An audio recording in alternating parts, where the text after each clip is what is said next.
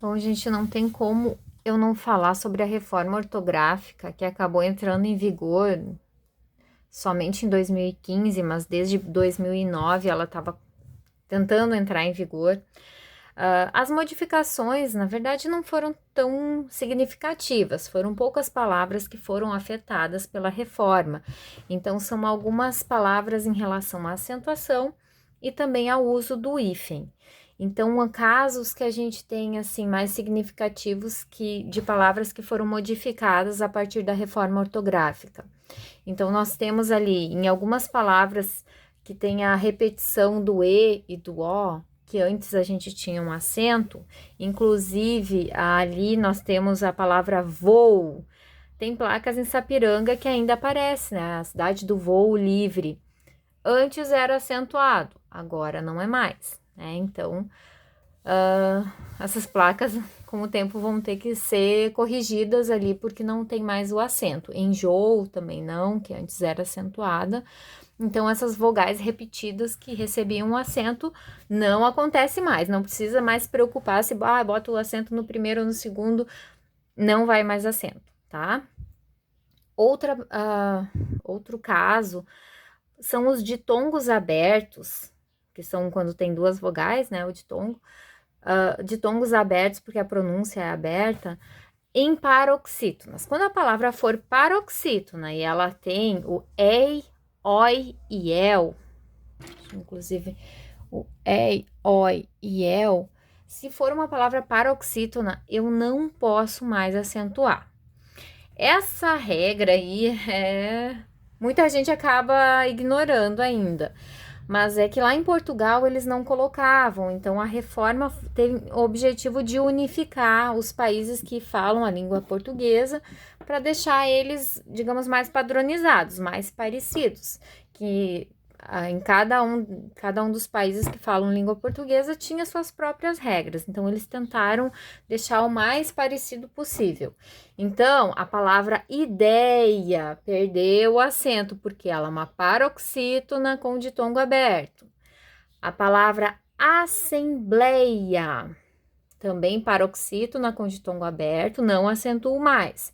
Plateia, mesma coisa. Heróico, também não acentuo. Não significa que a gente vai pronunciar de um jeito diferente, tá, gente? A pronúncia continua sendo como se tivesse o acento ali, mas eu não uso o acento. Então, eu não vou dizer heróico, tá? A gente vai dizer heróico, plateia, tá?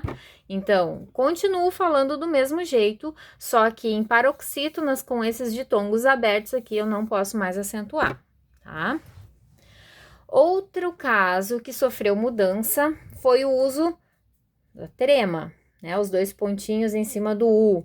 Então, ele já vinha sendo ignorado, já vinha sendo ignorado há muito tempo, então foi o oficial, assim, para acabar com ele de vez. Claro que em palavras, nomes, sobrenomes principalmente, estrangeiros, a gente continua usando, né? A gente tem vários casos aqui na nossa região em função da colonização, então usa normalmente. Mas em palavras como 50, linguiça, sagui, a gente não usa mais, tá? E um último caso aqui para a gente comentar sobre a reforma ortográfica são os acentos diferenciais. Algumas palavras perderam o acento diferencial, outras se mantiveram, tá? Então a gente tem o caso, aqui lembrei de um outro, só um pouquinho, antes que eu esqueça. O pelo e o pelo, tá? Quando a gente se refere ao pelo, o pelo do meu braço tá arrepiado, né? Então, pelo substantivo, né? O nome do negocinho ali, que é o pelo. Então, ele antes recebia acento para diferenciar do pelo preposição.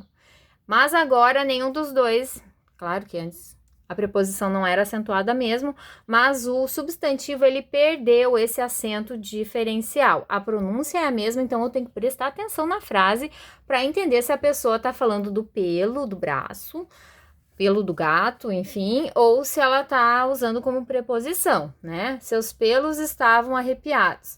Então, antes tinha acento, agora não usa mais, tá? Foi ajudada pelo namorado.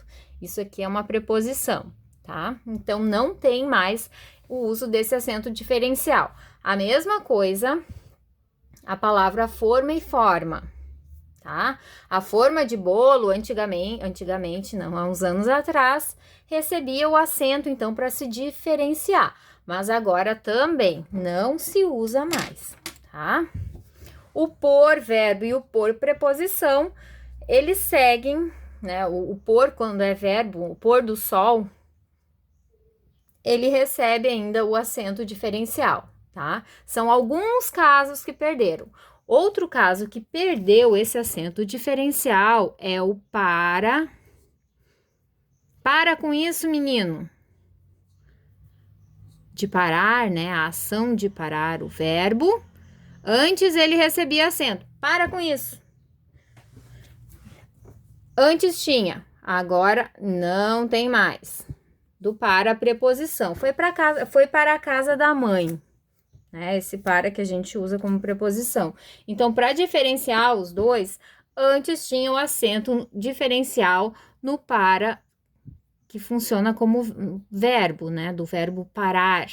Antes tinha, agora não tem mais. Tá? Então, só para um lembrete para vocês em relação à reforma ortográfica, que às vezes eles gostam de colocar alguma questão para ver se vocês estão bem informados a respeito disso, tá? Valeu, gente, beijo.